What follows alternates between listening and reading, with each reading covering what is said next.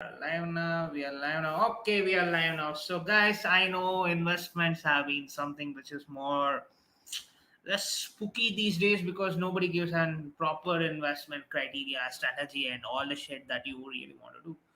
So, I just want to say you one thing like, I'm an engineer, so how can I know about investment? How can I know a nonsense about what this non-tech industry is all about? Trust me, I too don't know much about it. I learn from the technology itself. There's no big deal because today knowledge is more accessible than any place. Like on your fingertips, you just have a phone. You can just type in any of the jargons that I'm saying. You are good enough to be an investor. So yeah, let me just give a quick intro on what should be the criteria for an investment and what should be the technology that you should be doing. So I chose Bitcoin as one of my models to explain you guys what this technology is all about. So Bitcoin is a very cute thing. It's just popping up right now. Everybody in the industry knows what a Bitcoin is all about. It is boom. Dogecoin is a meme. Ethereum is basically technology. So get to know this. Type in these. You will get to know what's the shit is all these technologies all about. So let's just speak a little bit on technology. It's a block of compute engines, compute cluster linked together, having some secure connection, cryptographics, and things like that. So basically, what we do is we just start off with little tiny things, and what we just start as we just start improving the things, right? So it started as a timestamp and a digital documentation. It's basically one of the ways in which you can secure the things up. So you need not have to say like, hey, I'm just an investor here. How can I know? What should I know about Bitcoin? Just wait for a bit because I'm saying you what should be a technical analysis. So I'm giving this technical analysis basically like an probably a person who doesn't know anything about the technology. So I'm taking him into consideration and I'm just giving this. If you want talk, I can do an solidity talk on this. So if you guys want it, say yes, I will do that. So this was actually the purpose of blockchain. This was the way in which they started building it. They started to move towards it. So later, technology improvised over the course of time, and there was a distributed ledger. Trust me, simple as that. Ledger is some kind of an yellow color book where you have some notes, like a big fat book where these days they use it for attendance. In my college they use it for attendance. Similarly, what happens is there is a compute cluster which has a lot of data, which has lot of information, prior to which you need not have to think like what is blockchain, what is this, what is that. Just get to know the technology, simple as that, because you are going to be an investor. So a data comes in, sits in a compute cluster, just moves in as the data. So three main components of a block is basically data, hash, and hash control flags. Basically these are the flags which says that hey, there are some changes here and things like that. If you are in any of my docker session, basically we do this docker commit and the container id and the hash value changes. So every time when you start committing, there is a hash value which is changing. Simple as that. Get to know this technology. So what it does is every time a block comes in, it actually has the hash value of a previous block also. So every time when you think of some blockchain which is being deployed in the real time analysis, trust me, these are just computers which has some information prior and above it. They're just communicating. That's it. So over the course of time, when you think of this, simple. There's a vendor here, there's a vendor here, they love each other, and what they do is they just conserve it. So how do they conserve it? One person can send an hash request saying that hey, I'm transacting this amount of Bitcoin, this amount of anything. So what they do is they just go back here and they just make sure that they have this consciousness of like, okay, I'm just sharing these Bitcoins, I'm just sharing these information right here, right now. So next, there are smart contracts, there is blockchain as service. Smart contracts are basically the one which are basically a similar functionality, but this can be involved in any of the application. Like it can be of any form factor. Like I can say like it's just set of JSON codes. It's just set of YAML files or something. Get to know this. BaaS, blockchain as a service. Blockchain as a service is the new trend. I'm not joking. Multi-million dollars has been invested by every company in order to research upon this. Blockchain as a service is just like the microservices, the monolith, and all the kind of nonsense that we engineers speak. Basically, what it does is it takes the same concept of the compute engine, compute clusters, not compute engine. Compute engine is basically we are basically considering what is happening. It basically takes in the consideration of the compute clusters that are there here. They just communicate with it. There will be a set of files here. There will be a set of files here. So what they do is they're just decentralizing the entire internet architecture, where you will never be knowing what is moving in and what is moving out, because it's not coded as understandable by the human beings. But yet they are just providing the service. It's basically dark web on your regular website. Simple as that. So yeah, there are a lot of other discrepancies, like how can we make it more secure, how can we make it more robust in terms of architecture and things like that. So yes, blockchain as a service. So I'm saying all these points because as an investor you need to do security analysis, because as an investor you are dedicated, you are the spectator of what this technology. And basically you can be also be a speculator. You can also be somebody who's like, hey, this company is not doing great, what should I do with them? You can't say that. Everybody has their own purpose. So yes, as an investor, you're an investor and you're a speculator. So simple as that. All right, then smart contracts done, this done, free cash flows. Oh yeah, security analysis. Okay, to a golden rule of an investor. Every investor must get to know this. Let it be like some small company that you're investing. I don't care about it whether it's Goldman Sachs, JP Morgan, Morgan Stanley, or any other corporate law firm or anything. Just get to know this. You have to analyze, summarize, organize, and just make sure that these two steps are there. You have to believe in them and you have to prosper with them. Like you can't say like this investor is not giving me too much profit, so I'll just move out. Trust me, it's the dumbest thing. What if that company comes out to be a multi-billion company exactly after a year? It's impossible to become a multi-billion dollar company in a day. That's for sure. But what if it happens over the course of time? So every time when you're doing investment, just analyze the market. Is this market feasible for me? I explained about the blockchain, right? Just analyze the market, how they're using, when they're using, what they're using for. That makes a lot of sense. People, trust me, because every time when you're analyzing something as a market requires analysis. So analysis is something which is great. You have to be able to summarize it. Summarizing ka matlab, you need to fall in love with the technology that you are working. You need to fall in love with the way in which that company is working, that the absolute environment, the absolute hustle of the company.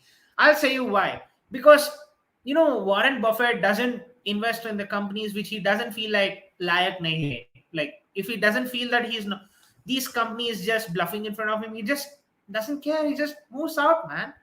So you should first fall in love. You should be able to summarize what their technology is. Of course, you might not be able to know if you are a BCom candidate or a BBM candidate, MBA candidate or something. If you're an MBA, BBA, BCom or something, just comment down below. Just comment down below. That's it. So, and you have to be able to organize anything. Like what if it's like you are running an hotel. It's not yours, but you have paid some money for it. What if this company gets ruined and you have 50% share in that company? You are supposed to make it more profitable and get out of the company by making some more profit, right? So you should be able to organize yourself in such a way that your goal aligns with this organization. I'm not saying like if you are an BCom or BBM or an MBA candidate, don't go and invest in a tech company. I'm saying you to invest in a tech company, but make sure that you get to organize yourself with that theme of that university or the institution or their company. So you have to be able to believe in them, the belief system that you need to put in them, and you need to say that CEO, at any given cost, just get me profits. I'll be there with you at any given point. You call me at 3 a.m. in the morning, Sunday, I'll just be there. So you should also be able to prosper. So it's a big deal, people. So you need to know how to deal with the people from different institutions. So the next point is margin of safety. When you're an investor, when you're doing the security analysis, your main job is to have something as a margin of safety. You are basically turning out in terms of market factors, failure, values, and things like that, the future value factor, and basically you are basically taking the intrinsic value factor. So market value factor is something like I just explained about the blockchain. What if some new company is coming out with a new architecture of the blockchain, or it's the new cryptocurrency? What will you do with them? Are you just going to say that I'm not going to invest in you, or else or else are you just going to go back and say them, I'm going to invest in you, just make me good amount of money? Because as a person, you need money, folks. Like, let me be very frank with you. You will get to know the value of money until and unless you get an $100,000 bill or a $10,000 bill or something like that. You need money, but make sure that you don't do too much money, and keep it in your pocket, not in your head. Simple as that. So future value factor. Can this organization bring value to my investment? That means even if I'm giving 1 rupee, will they be at least be able to get me like 2 rupees someday? Like, you should also be making sure that if it's a startup, you need to give them some time to flourish, or else they're going to be doomed. So you can't be like every day, hey, what's my profit, what's my profit? Probably they're going to kick you out. If somebody like that comes up and says every day, like, I need profit within next second of my investment, probably it's not going to happen. So it's a romantic journey. So be steady. So intrinsic value factor. So intrinsic value factor is basically where I'm saying everybody that, what if there's something like, I don't ask you, but you are just giving me the profits. The market doesn't know what's happening, but it's just giving me profits. What if I don't know a damn about the technology that you're talking about, but I can invest in you, but you can get me a profit? So everything comes back to this market price. Market price is something which is more unique. You need not have to say that I don't know anything about this technology, because technologists are something which is more every day. They just think about money, but they have to make sure that they also fill up their tummies, right? So market price also matters. It's not like real estate is booming in Bangalore, it is not there in other places. You should know where to invest, where not to invest. So market price analysis plays a huge role. So security analysis is something which is more unique over the course of time. So now let's just go for the fixed value type classification of securities. All right, let's just do this first. So fixed value type and the variable values are basically where you are analyzing and saying them, hey, over the course of time, I just need only this amount of profit out from your company, nothing more, nothing less. So what you do is you just go back to that company and you say that I'm going to invest 10 rupees, and you're going to every month give me back 2 rupees for this long time, or else this long year. Then you can actually think about investing something more, and you can ask him for some more share. So this is where fixed value. So variable values are where the organization approach that your investment is valid for us right now. So what we'll do is, at every given point, we might increase the dividend like stocks, or else something like that, or else it can also be something like, you can think of making some 2% increment in the profits that you are just sharing with the shareholders or the people who have invested, and things like that. So variable values, this comes into the picture. So the quality analysis and a quantitative analysis, people. So qualitative analysis is very simple. Qualitative is where you are just analyzing the way in which the organization is working. Quantitative is like, you're just behind the balance sheet of it. You just care about the money of it. So that's where the quantitative analysis comes into the picture. Quantitative analysis also in such a way that what's the amount of employees he have. Some companies just price because their employees are sitting there in the cabin for that long time. So that's where quantitative analysis comes into the picture. Qualitative analysis is like how many good amount of solution architects, amount of DevOps engineers, how much relationship engineers, and things like that. So every time when you're making some cool decisions, make sure that you're doing some quantitative and a qualitative analysis. Qualitative and a quantitative analysis. Sorry for that. So the classification of the securities comes in three form factors basically. Actually, two form factors. It's basically you're paying money and you're paying something in terms of paper. That's it. Like you're just saying to him, like you can hold this much amount of shares, that much amount of bounties and things like that. So bonds are basically where you're basically telling some investor to throw in some money, and you are making sure that he gets a good amount of profit for his money. So this is where bonds comes into the picture. So the preferred stocks are basically where they are like, okay, I'm going to throw in this amount of money, you're going to be giving me this amount of shares. Like probably there are like 20 shares or 30 shares in the marketplace right now for you. It might be worth 100 rupees right now, so I'm going to buy 100 shares with like, okay, 20 shares for 100 rupees. So 20 shares for 100 rupees, so it's 2000. So, and you will be stuck with the same amount of profits that you will be getting. So over the course of time, what you do is you just throw out some common stocks. Common stocks is basically where you are just taking in some amount of stocks from your account, or some, there are a lot of things out there. So what you do is you just throw in some amount of stocks and you price it and you bid it in such a way that with these amount of stocks I can make these amount of profit for your organization, so that your organization can run smoothly. So now let's just go to the next part. We got the golden rule of investment completed. So the next thing is thick sheets so it gets tangled. Okay. So the depth of analysis is one thing which I would always recommend you to look at. So you have to capitalize on some things. You have to know what's the earning asset. You have to know what are the assets and liabilities and the operations of that company. And basically, when you look at something like management, customer preferences, and competition, and technological changes, all these factors come into the picture. Not like everybody knows how to make money, everybody knows how to make some nonsense on the tech, but like it can be done. GitHub codes are available. There are things which are easily accessible these days, and you can really do some tech shit. But can you really do that value for that market? Like, can that be valued in such a way that the market gets to know it? So all these factors come into the picture. So if you are thinking like I'm going to build a startup in next 2 years, it's not going to be happening. Sometimes if you're lucky and if your product is amazing, it's going to sell. If it's not, it's going to take some time. So all these factors come into the picture. So what really affects the things are its inadequate data, unnecessarily just saying that I'm going to be somebody like Jarvis in the future or something. It's impossible. So if you are starting a startup and if you are building a startup right now, so it's basically going to be something which is more demonic if you don't analyze it, and less of the fact that you are not doing anything.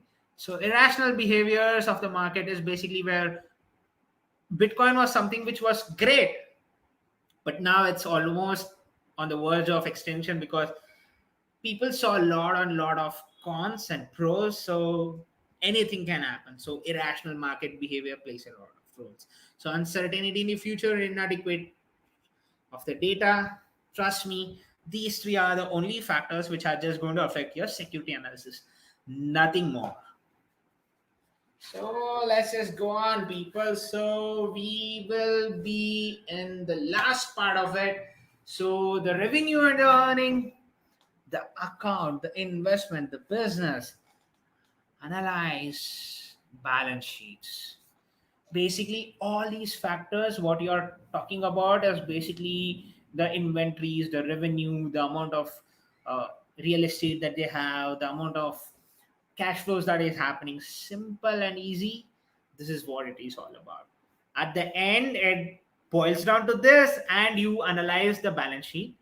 But when you are going for a venture capitalist, make sure that you have a very tight balance sheet analysis so that they price it even more higher. Because venture capitalists price your organization, they do not look at your valuation. They don't care. As long as you're profitable and you're making some money, they are going to price you, people. So the last part of it is basically where I'm covering about liquidity, capitalization, and the weak sales. Liquidity is something which is more unique.